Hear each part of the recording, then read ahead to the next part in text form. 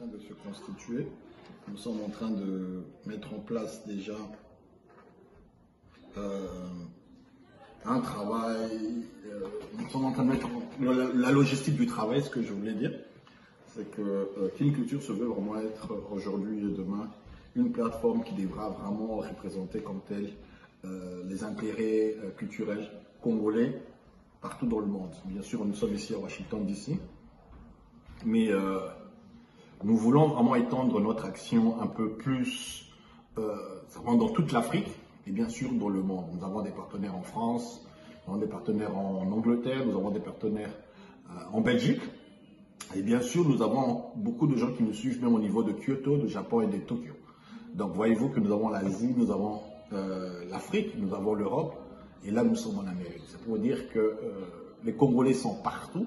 Et aujourd'hui, Kin Culture veut, à travers ces programmes, présenter d'abord ce qui existe, booster ceux qui ont une qualité de travail hors du commun, et surtout ceux qui ont des éléments dans le social media, parce que c'est ça notre produit phare de Kin Culture, c'est dans le web marketing.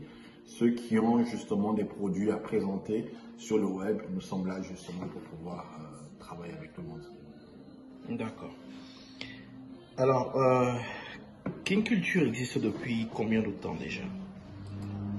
Kin Culture, c'est à peu près en soit, ça doit faire plus de 7 ans. Plus de 7 ans qu'officiellement nous avions lancé avec M. Kamal Fati. À l'époque, nous travaillions à Immédiat DS Design. Nous avions lancé Kin Culture, les trottoirs de Kinshasa. C'était un programme qui était pour promotionner nos artistes sur les écrans publicitaires de Kinshasa, qui se présentaient justement vers Kinmata Solidaire Transfert, dans le groupe Sol Media, parce que nous faisions partie du groupe Sol Media. Et nous voulions justement, à travers la publicité, qu'il y ait une visibilité des artistes qui ne sont peut-être pas connus, qui n'ont pas assez de moyens.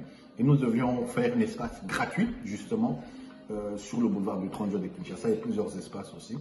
Et à cela, nous avons aussi développé aussi une thématique web, parce que c'était plutôt street.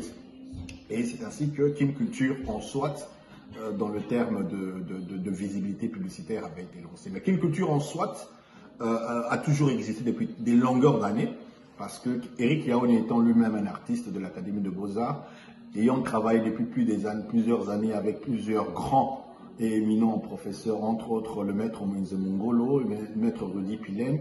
J'étais souvent avec notre professeur qui est parti, le professeur Roger Botembe, et bien sûr notre directeur de l'Académie de Beaux-Arts, le feu maître Liolo. Nous avons travaillé avec à peu près tous les grands, travaillé peut-être à côté. Et je pense qu'il était question de pouvoir aussi créer une plateforme qui peut vraiment essayer d'être une lumière pour cet art congolais qui, par moments, n'est pas toujours aussi bien exprimé. D'accord. Avez-vous l'ambition de rencontrer les autorités culturelles ici aux États-Unis et notamment en RDC, bien sûr? Oui, je crois que déjà nous avons eu à travailler avec le festival panafricain qui est le Panafest, qui est un très grand festival qui regroupe pas mal des artistes africains et dans le monde. Et c'est déjà des opérateurs culturels qui sont très crédibles, qui existent déjà ici aux États-Unis depuis des longueurs d'années.